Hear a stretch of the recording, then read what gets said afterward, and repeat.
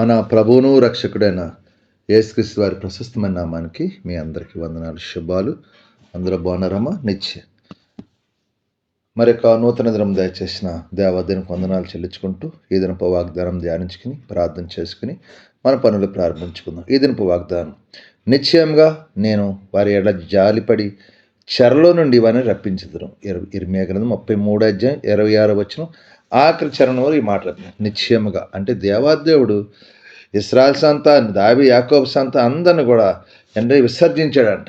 తర్వాత ఏమన్నాడంటే, వారిని జాలి పడుతున్నాను, ఎందుకంటే భూమాకాశం గురించి విధులను నియమించిన వాడు నేనే. కానీ అబ్రహాము, ఇస్సాకు, యాకోబు సంతానములను ఏలుటకు అతని సంతాన సంబంధం ఏలికను ఏర్పరచుకొని నేను యాకోబు సంతానం నా దావీదు సంతానం విసర్జింతును. వీళ్ళందరినీ ఏళ్ళాక దావీదు ఎందుకు విసర్జింత? దేవుని మాట లోబడినప్పుడు, దేవుని చిత్తం నెరవేరినప్పుడు దేవుడు వాళ్ళందరినీ విసర్జించేస్తాడు.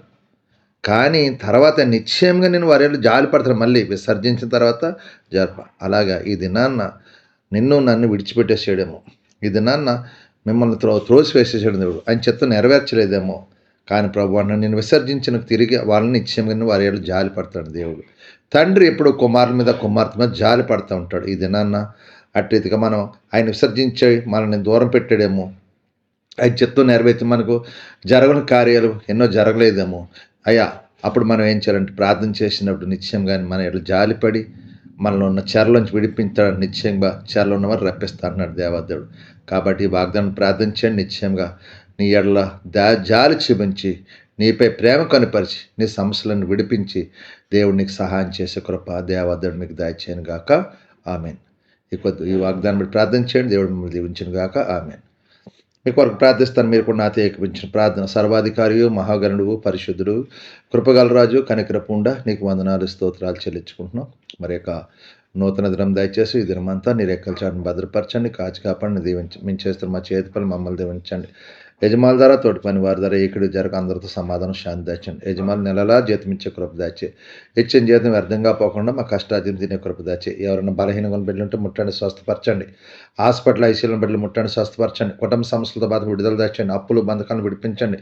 తాగుడు వ్యసనాలను దూరపరచండి.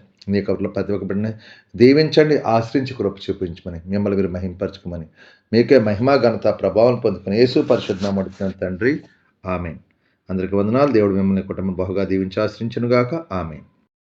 ప్రభు నామంలో ఈ వీడియో వీక్షించిన ప్రతి ఒక్కరికి జీసస్ స్వస్థత ప్రార్థనా మందిరం వారి ప్రత్యేక వందనాలు తెలియజేసుకుంటున్నాము.